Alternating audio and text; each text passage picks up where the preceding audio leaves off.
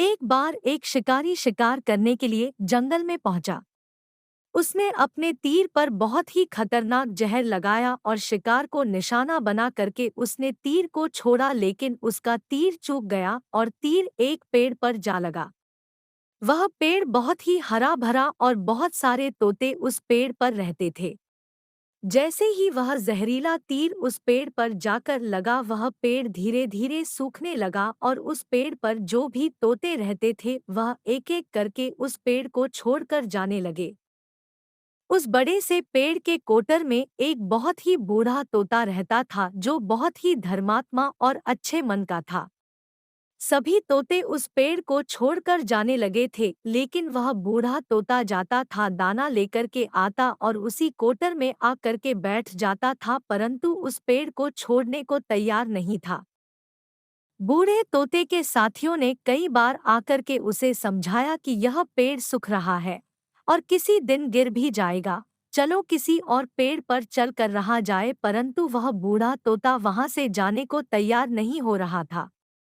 अब यह बात देवराज इंद्र तक पहुंची। उन्हें बताया गया कि एक तोता है, वह जिस पेड़ पर रहता है उस पेड़ पर एक जहरीला तीर लगने के कारण सूखने, गिरने और खत्म होने के कगार पर आ पहुंचा है, और एक बूढ़ा तोता अभी भी वहीं पर रह रहा है।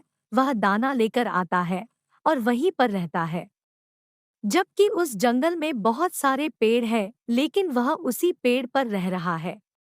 देवराज इंद्र प्रकट हुए और उस बूढ़े तोते से कहने लगे कि आप बहुत धर्मात्मा हैं, बहुत ही अच्छे मन के हैं, लेकिन आप इस पेड़ को छोड़कर किसी और पेड़ पर चले जाइए, क्योंकि यह पेड़ कुछ ही दिनों में गिर जाएगा।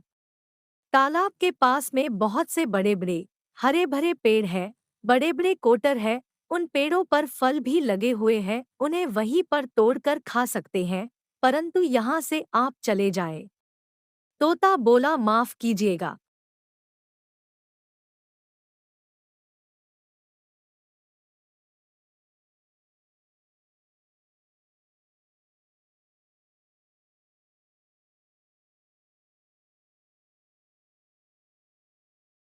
देवराज इंद्र तोते के इस बात से बहुत ही प्रसन्न हुए। उन्होंने तोते से कहा, मैं आपके इस बात से बहुत ही खुश हूँ, मांगो जो आपको मांगना हो। उस बूढ़े तोते ने कहा, मुझे बस इतना मांगना है कि जिस पेड़ ने मुझे जन्म दिया, जहाँ मैं रहा पला बड़ा, जिसे आप मेरा जन्मभूमि कह सकते हो, आप इसे फिर से वैसा ही हरा भरा कर दो। देवराज इंद्र ने अमृत से उस पेड़ को सिंच दिया और पहले की तरह हरा भरा कर दिया। अब वापस से उस पेड़ पर आकर के बाकी तोते रहने लगे। वह बूढ़ा तोता कुछ समय तक और जिंदा रहा, फिर उसकी मृत्यु हो गई और वह स्वर्ग में चला गया।